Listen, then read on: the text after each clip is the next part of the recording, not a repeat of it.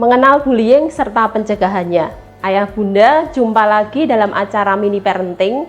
Dalam video ini kami akan menyampaikan tips pendek bagaimana mendampingi anak-anak yang telah Tuhan anugerahkan dalam pernikahan ayah bunda sekalian.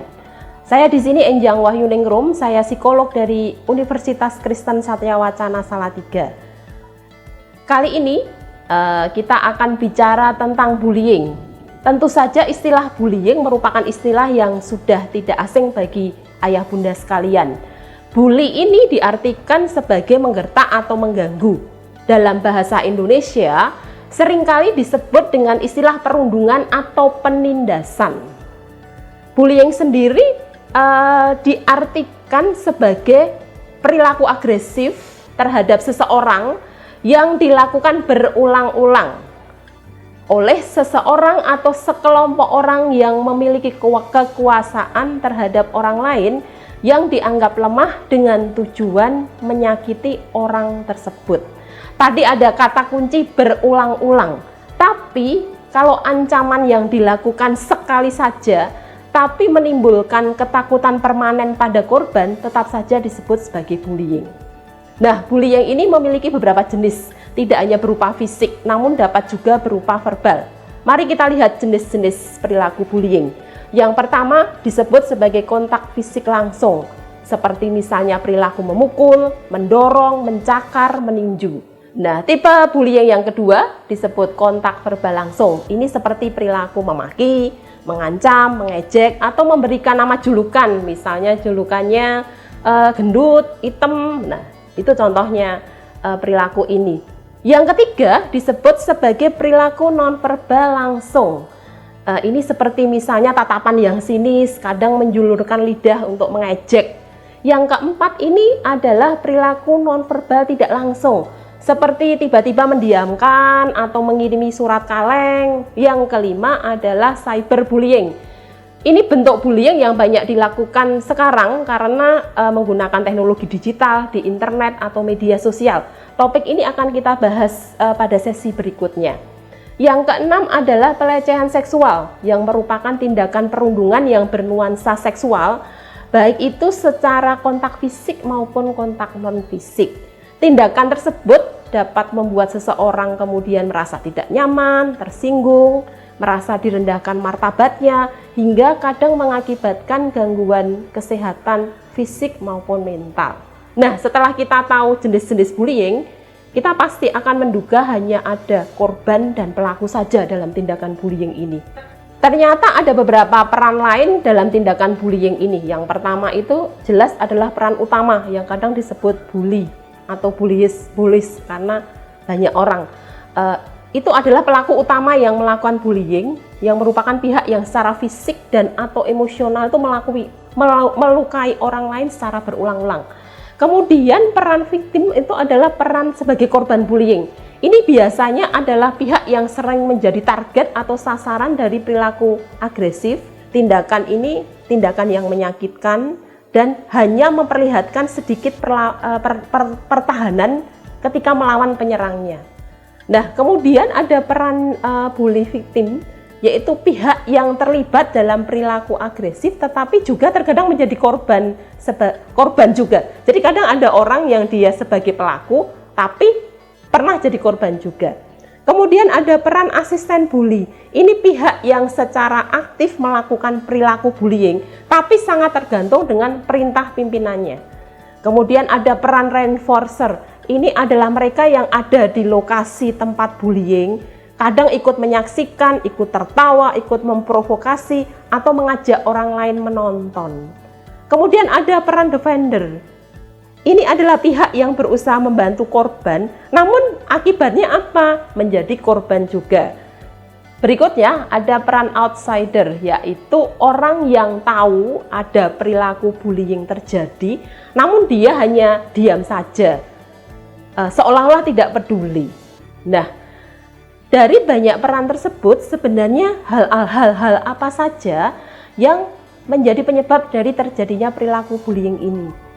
Sebenarnya pada masing-masing pelaku bullying bisa disebabkan oleh faktor individual tertentu yang mungkin berbeda dari satu kasus ke kasus yang lain. Namun secara umum akan saya uraikan beberapa faktor penyebab terjadinya tindakan bullying ini. Yang pertama itu adalah faktor keluarga. Seringkali pelaku bullying berasal dari keluarga yang bermasalah, misalnya orang tua yang sering menghukum anaknya secara berlebihan, atau situasi di rumah itu mungkin penuh tekanan, ada perilaku agresi atau permusuhan. Dalam situasi ini, anak akan mempelajari bahwa perilaku bullying ketika mengamati konflik yang ada terjadi pada orang tua mereka, dan kemudian dia menirukan perilaku tersebut terhadap teman-temannya. Penyebab yang kedua adalah faktor sekolah. Perilaku bullying biasanya sangat umum terjadi di sekolah. Ada beberapa sekolah yang sering mengabaikan atau cenderung tidak tahu ada keberadaan perilaku bullying pada siswa-siswanya. Akibatnya, anak-anak sebagai perilaku bullying akan mendapatkan penguatan terhadap perilaku mereka untuk kemudian melakukan intimidasi terhadap anak yang lain yang dianggap lemah. Kemudian ada faktor kelompok sebaya.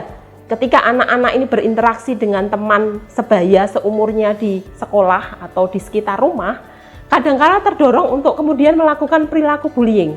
Karena ketika kita berada dalam satu kelompok dengan teman lain, kita kemudian menjadi lebih berani untuk melakukan perilaku bullying dibanding kalau kita sendirian.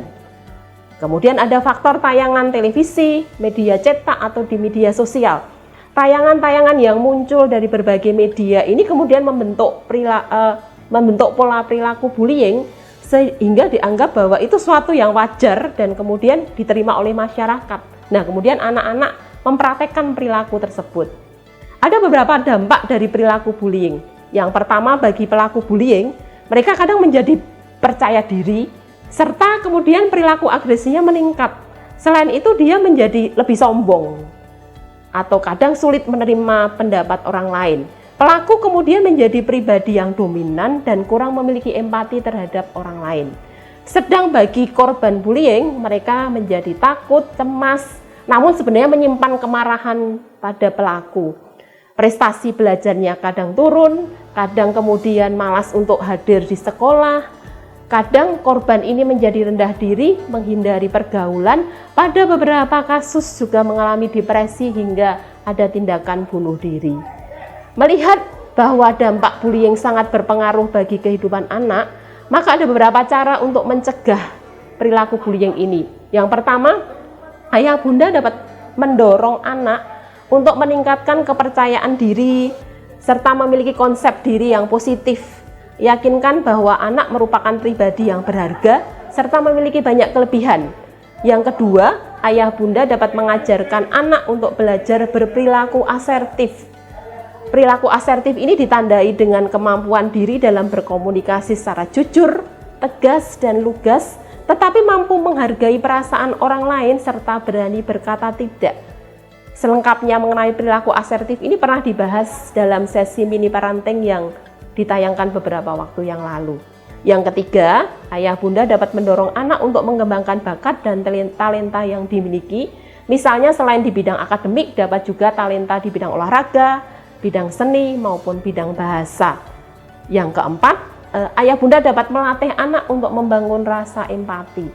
Empati adalah kemampuan untuk memahami bagaimana perasaan orang lain atau memahami situasi yang sedang dihadapi oleh orang lain.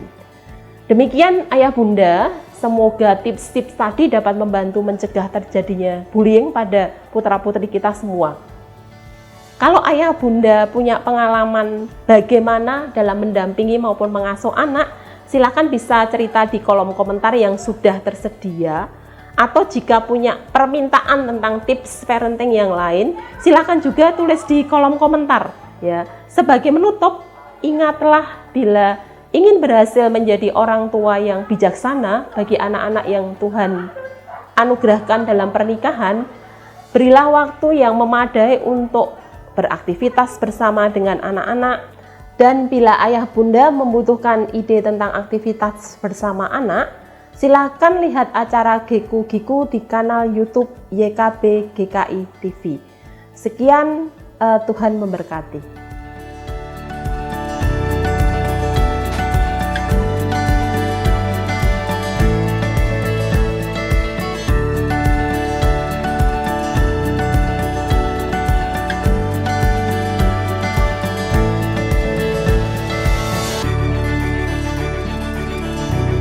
Sahabat, mari dukung pelayanan dan pekabaran Injil melalui YKB dengan membagikan link acara ini kepada sebanyak mungkin orang.